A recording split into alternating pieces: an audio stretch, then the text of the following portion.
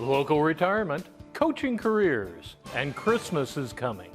All this and more as the Stafford Weekly News starts now.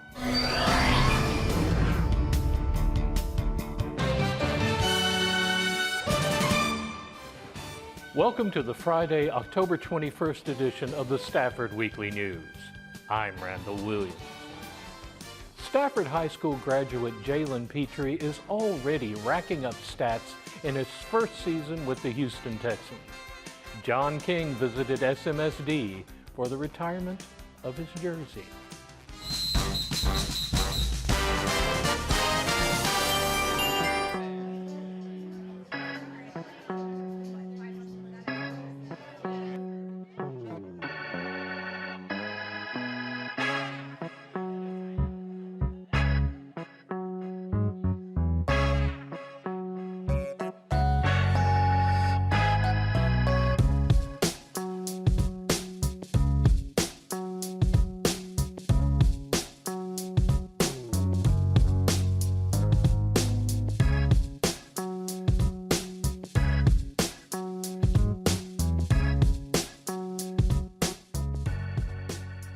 This moment is a big moment for me and my family. You know, all the hard work that we put in up to this point, and to say that my jersey is getting retired tonight is big for us. You know, I'm very thankful that Stafford chose me, and it's an exciting moment for me and my family. No, I feel like it's right on time. You know, I don't try to worry about all of that. When they called me and told me that it was gonna happen, you know, I was very excited, and you know, like I said, I'm thankful for it. It just shows that hard work pays off. You know, I want to be a role model for the younger guys coming up and show them that they can do it and they can eventually get their number retired. You know, all it takes is hard work and dedication and, you know, perseverance, being able to push through the hard times. So, you know, I just want to be a role model for the younger kids coming up in Stafford just to show them that they can do it as well. Today, you know, it's a big moment for Jalen Petries, you know, and I feel like it's a great day to show out, you know, come out and support him because, you know, he deserved it. We went to high school together, you know, we grew up playing Little League together, you know, from the Stafford Cobras to the SYBA, you know, so we grew up and then eventually I transferred into high school here and we played together on the same football team, so it's cool. You know, it's a great moment for him. You know, it's an honor, you know, he deserves it, like I said, you know, just growing up from Stafford, you know, and being loyal to the, you know, city, you know, he deserves it, like, you know, playing for Houston, you know, it's a big accomplishment. You know, getting drafted from Baylor, and I think, you know, he deserves it well. Stafford, to me, you know, it's a family. So, like, you know, I grew up here since I was a little kid, and, you know, everyone in the community's always had each other's back. You know, you can go to your neighbor for something, or you can go to someone in the community, and, you know, they're always going to help you. It's a big accomplishment, a big, you know, family thing here at Stafford, Texas, and just glad to see everybody come together for a big accomplishment for my brother Jalen, and it's just a blessing, man. At the end of the day, we just got to thank God for all this, you know, great things that's going on here.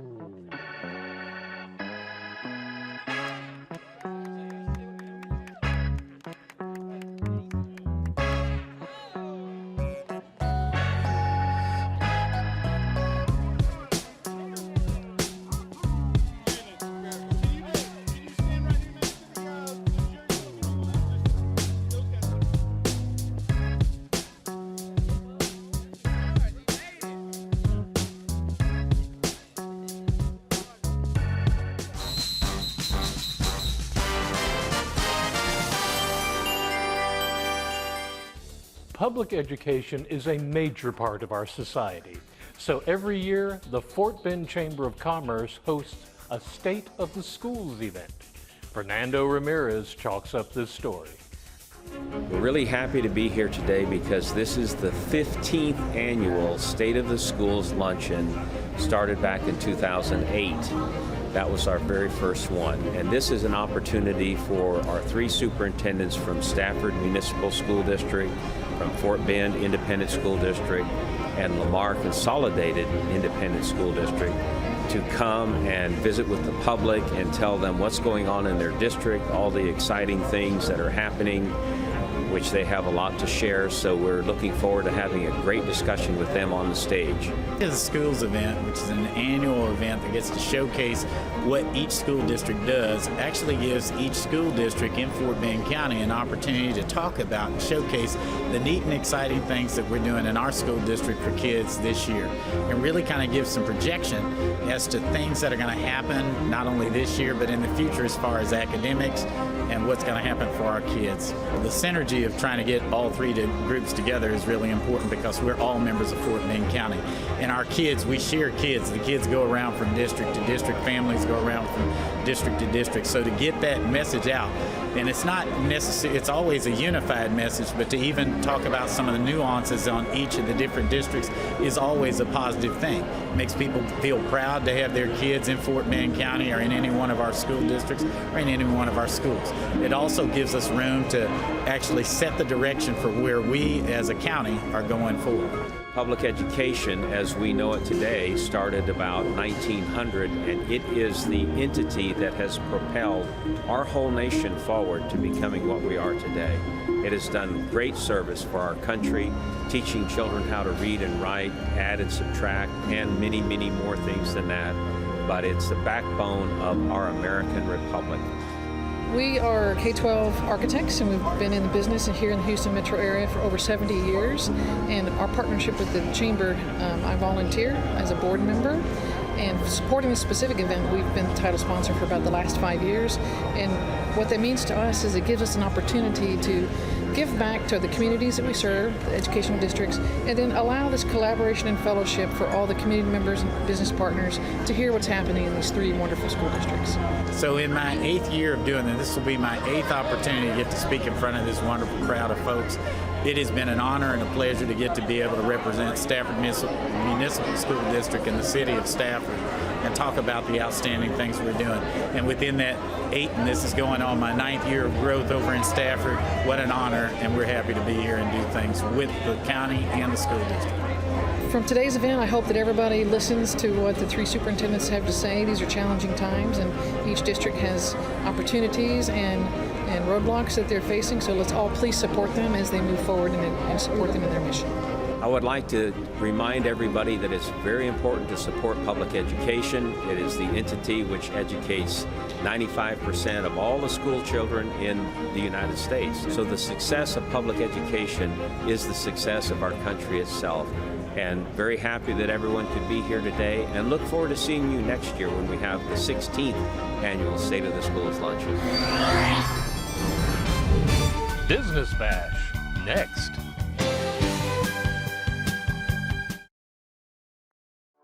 In Stafford, diversity is not just a number, it's who we are.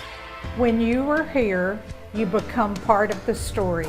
You can sleep well knowing we're always on the job and looking out for you. It's a great place for growth and opportunity. Tradition starts here. We teach your children and we stick around for your grandchildren. We are one. We are Stafford. This is the city of Stafford, and we are one.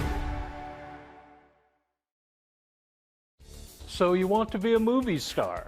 You might want to do a bit of training before pursuing that career. HCC has you covered, though, with a class on film acting. At HCC's Alief Hayes campus, we dropped in on a class for a specialized form of drama, film acting. This is a lovely class. This is a class acting for film, and we're getting people from the community, and so there's some students actually in it, and so We talked about putting together this class for these people to have the opportunity to learn more about acting and what their opportunities could be in the Houston area, or Texas even. So that's why we wanted to put this together and make it happen. Because acting is a business. You can be very talented as an actor, but you still have to consider it to be a business about you. It's all about you. You're the one in charge of it. So you have to know the ins and outs of acting, and how do I keep my records straight? Because you have to pay taxes, of course, and if you take workshops or just fly anywhere, you have to keep all of that in the front of your head, because you have to be in charge of that yourself. And you can have an agent, and hopefully they'll take care of part of that for you, but you still have to be in charge of it, because you are your own business. Is there a difference between stage acting and film acting? The principles, I think, are the same. You just have to remember that it's kind of two different genres. When you are film acting, when you're acting for film, you're a foot away from the camera, maybe, or you can be farther, but like that. When you're acting on a stage, you could literally be 75 feet away, an actor on the stage to the audience member. That's a big difference. You have to project more, you have to be more intense, I think, for stage acting, because they can barely see you. I think they're down there. And if you consider Broadway, that's even worse, because those houses are huge. Sometimes they seat 2,000. That's 2,000 people in one theater. That's a lot of people. And they want to see everything that's going on that stage down there. So you really, really have to project, and you just have to make your character a little bit bigger. The principles are the same. You just have to make it a little bit bigger so everybody can see you, and you can pull them into your life, into your character's life. Actors are so important to the world of film. Sure, you could shoot a documentary and not have anything in it, just butterflies and, a stream. But when you have an actor in there, they just bring more life to the project, especially if you have good actors. Because they're going to do their research, they're going to do their studies, they're going to do all their homework. Actors have to do homework. You can't get away from that. If you're going to be a good actor, you have to do your homework. That's how you develop your character. And you want your character to be good. You want people to be drawn into you and into this scene, whatever the scene is. So you want to do your homework as an actor. So remember that. Practice it. Do it. Take classes. Get headshots, Go to makeup classes. Get your hair done. All of that. Because you're selling you. You're your own commodity. You want to sell you, and you want people to buy this product, whatever it is. So keep that in mind. Keep your skills up. For HCC Beat, this is Randall Williams. The economy is booming, but HCC students looking for entry-level work in the tech field may feel a bit overwhelmed. John King's job was to attend a recent career fair and tell us what he found. We're having our very first Business and Information Technology Career Fair. This is an opportunity for all students at HCC, not just here at the West Loop campus, but throughout our system, to connect with major corporations seeking talent from the business programs as well as our IT programs and other types of skill sets as well. So we're really excited about offering to our students and employers the very first Business and IT Career Fair. It's important because we hear that the economy is doing well, that there's a low unemployment rate, that people are going to work, but people need advocates. And I see career services at HCC being that advocate in the sense of hosting career fairs throughout the year to make sure students are able to connect and talk to employers in a safe environment. Also to be aware of what employers are seeking in an entry-level candidate. These type of events really open doors for our students, and this is why we have nearly 30 events planned for the 2022-2023 academic year. So I'm really excited with our turnout today because, as I said, it's our very first Business and Information Technology Career Fair. We're looking forward to offering this type of event more often throughout the year for our students. And I'm just excited because I know in my experience of working in the career services industry, first, we've never offered this before, and we needed a venue for students who are wanting to go work in business to connect with employers. And we understand employers really do look at the types of events that career services departments are offering. They're looking at the titles of those events, the target audiences for those events. And so I'm excited that our students, they received our emails, they received our text messages, and they're reciprocating. They're turning up today. They're talking to Dell Technologies, United Airlines, Caltech, and other companies that are here today. The companies that we recruited to participate with us today expressed an interest in seeking students that they could build relationships with so that once they graduate, they would already have a network of employers to choose from. Many of the employers are offering internship opportunities, or they're simply looking for part-time and possible full-time positions so that the students can have a taste of what it is that they'll be doing once they graduate. We're meeting students where they are, especially with that mindset and that type of strategy. We're offering more career fairs to ensure students who are finishing their certificates at HGC and their associate degrees are able to start working much faster. They don't have to wait until they finish a bachelor's degree, if you will, to get started. And I think the pandemic, the experience we all went through has really just opened our eyes to that reality, that you can start working in your field before you finish your associate degree. I'm almost close to graduating in computer science, and I'm really interested in looking for a job right after graduation. There's a bunch of different employers, many opportunities, and I'm just looking to find the best one. I feel like it's very important for me to be here today because it actually gives me the hand-on experience to see how technical interviews will go once I do pursue my cybersecurity degree. And it gives me a hands-on feel just to see what's out there, what they're looking for, what do they want, what are they interested in, what are they not interested in, how do I present myself to them to get them interested in me. So it just gives me a little hands-on, prep work before I actually get into the career field. But for me, it's important to be here because I need experience and I need to know how company work, what they're looking for, and what is the expectation for the next 5 or 10 years. So I can be ready for that when I'm studying, get all the assets I need, all the skills, and be able to move forward with them in the future. We're excited about the future. We're excited to do the Business and IT Career Fair more often throughout the year.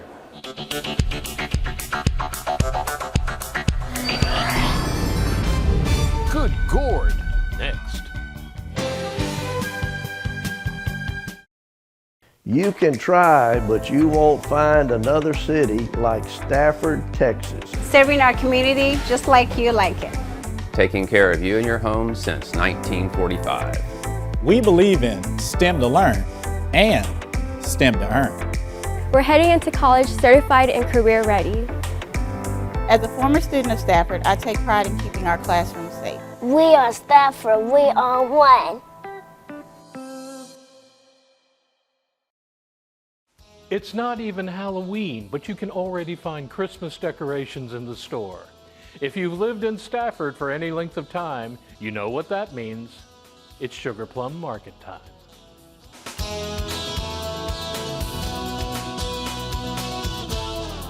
Though it hardly seems possible, November is knocking on our door, and with the holiday season comes the Sugar Plum Market, presented by the Fort Bend Junior Service League.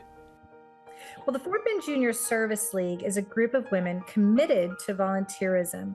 We serve Fort Bend County in order to hopefully make it better through our volunteer efforts and certainly through our fundraising efforts, especially with the Sugar Plum Market. The Sugar Plum Market is a shopping extravaganza. It is a 3-day event. The general market shopping days are November 3rd, 4th, and 5th, but we have a special preview night on Wednesday, November 2nd, where you can come for a premium ticket price of $75 and shop early. Also get some great bites and a drink and get a sneak peek on all the shopping. But what the market does is we host over 100 vendors from around the area. And so you get to shop, have fun, have a drink. We have concessions provided by Chick-fil-A, and every single dollar that we raise throughout the event goes straight back into our community. Last year alone, we raised over $375,000 that served 30 nonprofits here in the Fort Bend County. Some of the beneficiaries from Sugar Plum have included Fort Bend Hope, East Fort Bend Human Needs Ministry, Parks Youth Ranch, Child Advocates, and so many more.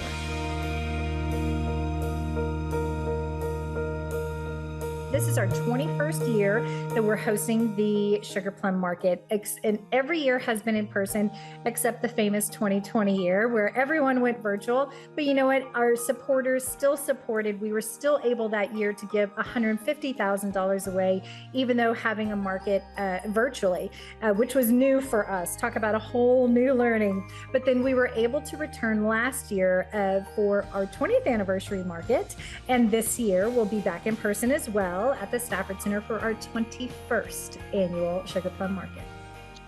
The market is held at the Stafford Center every year, and the City of Stafford is such a great partner to us. And so the Sugar Plum Market is located at the Stafford Center, and you can go online to sugarplummarket.com. General Market Day tickets are $12 in advance when you purchase online. They're $15 at the door. The preview night ticket, again, which includes a drink ticket, fabulous nibbles from Behind the Bash, our great caterer partner. And those are $75, but all tickets are available online at sugarplummarket.com. For Stafford CSI, this is Randall Williams.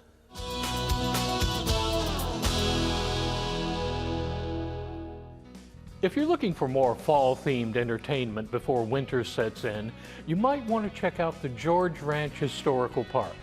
Fernando Ramirez went looking for the Great Pumpkin and came back with this story.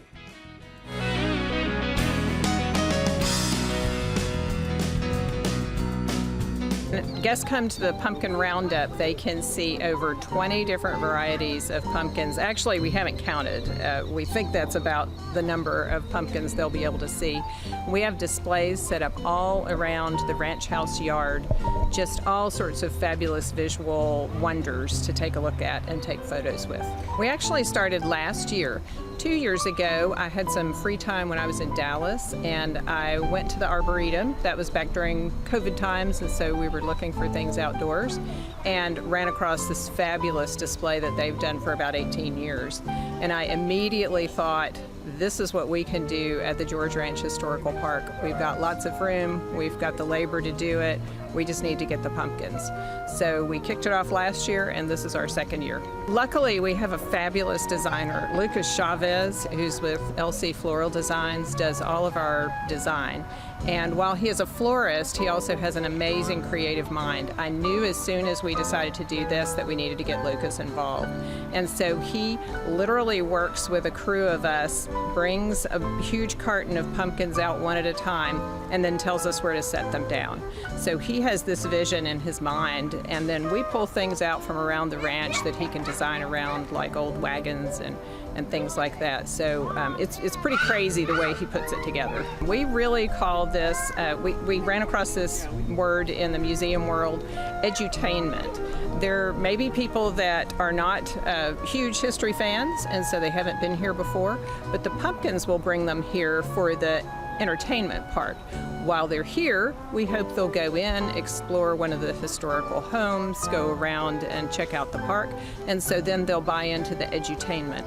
They don't know they love history until they come here, see the pumpkins, and then think, hey, let's go out and see what else this place is about. We're going to have the exhibit up through Thanksgiving, through the Saturday after Thanksgiving. It's really not just a pumpkin patch. We know that it's Halloween time, but our concept is that we are celebrating fall.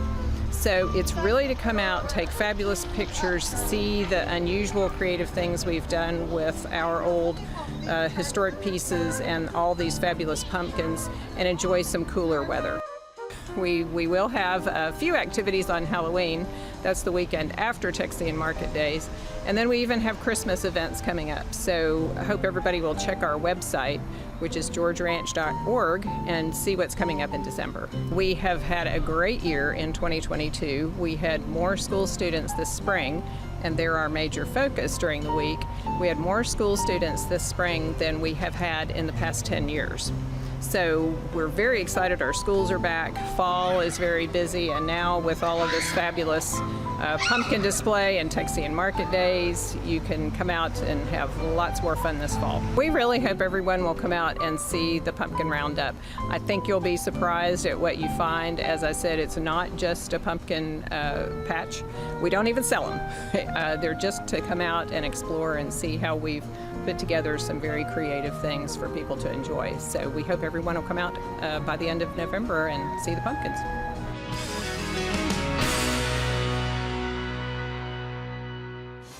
That's a wrap on our news for this week. Thank you for joining us. For everyone here at Stafford Weekly News, I'm Randall Williams. May all your news be good news.